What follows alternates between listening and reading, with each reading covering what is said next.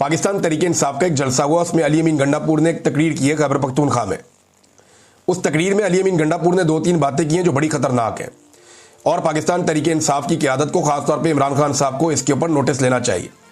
तहरीक इंसाफ एक जमहूरी जमात है। इमरान खान हमेशा कहते रहे हैं कि हम अदम तशद्दुद पे कारबंद हैं, हम टेबल टॉक पे बिलीव करते हैं, पुरअमन एहतजाज हमेशा हम करेंगे। इमरान खान ने कभी बंदूक, गोली और डंडे की बात नहीं की, लेकिन अली अमीन गंडापुर ने पाकिस्तान तहरीक इंसाफ की शक्ल को बिगाड़ना शुरू किया है। इसको जरा समझिए, ये बारीक वारदात है। जो अली अमीन गंडापुर साहब काम कर रहे हैं ये पाकिस्तान की एस्टेब्लिशमेंट को सूट करेगा। ये जो अली अमीन गंडापुर साहब काम कर रहे हैं ये पाकिस्तान तहरीक इंसाफ के दुश्मनों को सूट करेगा। वो कल को कहेंगे कि ये दहशतगर्द है, क्योंकि इनका वजीर आला खुद कहता था कि बंदूक लेकर आएंगे, गोलियां ठोकेंगे, मारेंगे नहीं, गोलियां ठोकेंगे, ये लफ्ज उन्होंने इस्तेमाल किया। गोली चलाओगे, हम गोलियां ठोकेंगे। जमहूरी आदमी जो होता है ना, वो ये कहता है कि तुम गोली चलाओगे, तू तीर आजमा, हम जिगर आजमाए, ये होता है जमहूरी आदमी। एक पॉलिटिकल फोर्स जो है वो गोलियां चलाने की, गोलियां मारने की बात नहीं करती, एहतजाज की बात करती है, मुजामत की बात करती है। लेकिन अली अमीन गंडापुर साहब ने पहले भी कहा कि मैं सबसे पहले गोलियां खाऊंगा, फिर ये नजर भी नहीं आए। जब गोलियां कारकुनों को लग रही थी तो अली अमीन गंडापुर साहब वहां से भाग रहे थे, फटाफट वहां से निकल गए, नजर भी नहीं आए किसी को। लोग रोकते रहे रास्ते में, अल्लाह का वास्ता रुक, लोग मर रहे हैं, ये छोड़ के भाग गए। उससे पहले ये पहाड़ियां क्रॉस करके भाग गए। अब अली अमीन गंडापुर साहब कह रहे हैं कि मैं गोलियां मारूंगा, अडियाला जाऊंगा, हथियारों को लेकर जाऊंगा और मैं गोलियां मारूंगा, ये उनका स्टेटमेंट है। और वो अपने लोगों से कह रहे हैं कि मारोगे गोलियां, हम हथियार लेकर जाएंगे, एक के बदले 2 गोलियां मारोगे। तो उनके लोग कह रहे हैं जनाब आगे से लोग तो जज्बाती होते हैं, वो उनके साथ नारेबाजी में शामिल हो रहे हैं। ये एक्चुअली पाकिस्तान तहरीक इंसाफ को डैमेज करने की एक कोशिश है।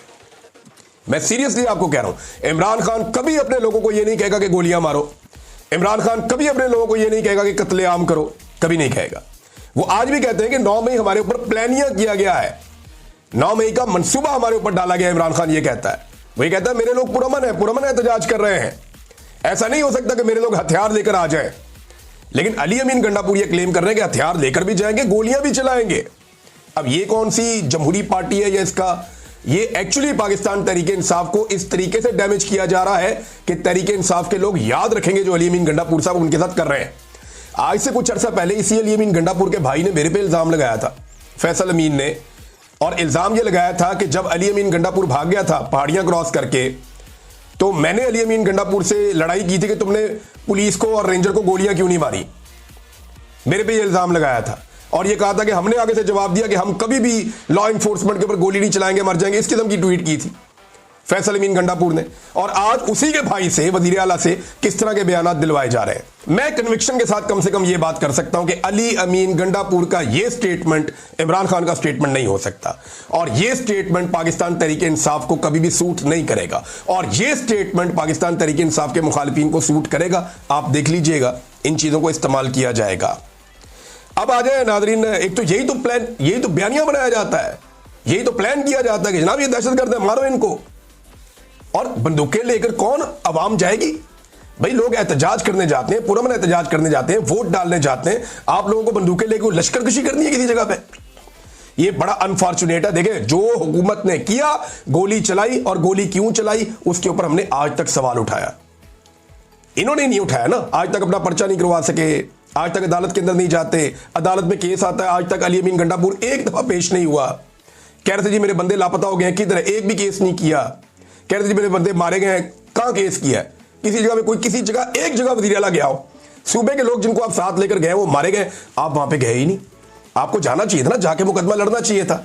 जो पहले लाशें वहां छोड़ गए उनका मुकदमा लड़ा नहीं है, और अब लोगों को दोबारा लड़ाई के लिए, जंग के लिए तैयार नहीं करना, तहरीक के लिए तैयार करना। इमरान खान ने यह कहा था। बहरहाल ये गेम कोई और हो रही है, ये आने वाला वक्त साबित करेगा, अगर तो मामला वहां तक गया तो। अब आ जाए नाजरीन ईरान और इसराइल के मामला के ऊपर, और ये बड़े क्लियर मामला हैं कि इसराइल ने पहले अटैक किया, उनकी असेसमेंट कुछ और थी, लेकिन उसके नतीजे में हुआ क्या। अब ईरान की हिकमत अमली आप देखें, हम जो मनाजिर देख रहे हैं ना, जब 5वां दौर आया मिसाइल्स का, तो ये स्काई न्यूज़ के वहाँ के जो ब्यूरो चीफ हैं उन्होंने अपने मोबाइल से वीडियो बनाकर भी लगाई, और बहुत सारे जो इंटरनेशनल जर्नलिस्ट हैं वो लगा रहे हैं। दुनिया भर के जो बड़े बड़े जरीदे हैं, अल जजीरा है, BBC है, CNN है, हर जगह पे स्काई न्यूज़ है, अरब न्यूज़ है, अरब के बहुत सारे चैनल्स हैं, TRT है, तुर्की के चैनल्स हैं, बाकी जगहों के हैं, वो सारे। ईरानी मीडिया भी इसके ऊपर रिपोर्ट कर रहा है, इजरायली मीडिया भी इसके ऊपर रिपोर्ट कर रहा है, हम सारा मीडिया देख रहे हैं कंटिन्यूसली। तो ये जो अटैक हो रहे हैं ईरान की जानिब से, ये अनप्रेसिडेंटेड है। इस तरह के अटैक इसराइल पे इससे पहले नहीं हुए थे। ईरान जो ज्यादातर टारगेट कर रहा है वो एनर्जी के सोर्सेज पे कर रहा है, जहां से इसराइल के तैयारे रीफ्यूलिंग कर सकते हो, जहां से उनको तवानाई में असर आ सकती हो, जहां पे उनके एनर्जी के सोर्सेज हो, ऐसी जगह के ऊपर ईरान लगातार अटैक कर रहा है। और ये पांचवा जो ग्रुप आया मिसाइल्स का ईरान की जानिब से, इसमें बैलिस्टिक मिसाइल्स भी शामिल थे। नाज़रीन, बैलिस्टिक मिसाइल के बारे में मैं आपको बता दूं थोड़ा सा, ये बहुत तेज रफ्तार मिसाइल होते हैं और ये बहुत तेज रफ्तारी से अपने टारगेट की तरफ बढ़ते हैं। अगर दूसरे मिसाइल्स के बीच में ये कहीं से आता है तो ये आनन फानन जाके अपने टारगेट को हिट करता है। ये एटलीस्ट मैक 5 की रफ्तार से होता है। खैबर मिसाइल नॉर्मली ईरान ने कहा था कि वो चलाएंगे, और बहुत सारे लोग क्लेम कर रहे हैं कि जो विजुअल्स आ रहे हैं, जो मिसाइल बहुत सरहद के साथ, बड़ी रफ्तार के साथ अपने टारगेट पे जाके हिट हो रहे हैं, वो खैबर मिसाइल है, नॉर्मली ये कहा जा रहा है। तो मैंने इनके ऊपर जब रिसर्च की तो पता चला कि ये मैक 5 की रफ्तार से जाते हैं, लगभग 6000 किलोमीटर फी घंटा से भी ज्यादा की रफ्तार से ये फ्लाई करते हैं। और ये मिसाइल इससे भी ज्यादा तेज रफ्तार से उड़ते हैं। मैक 5 से लेकर मैक 25 तक जो है ये हाइपरसोनिक मिसाइल्स होते हैं, और इनको रोकने का कोई बंदोबस्त नहीं है।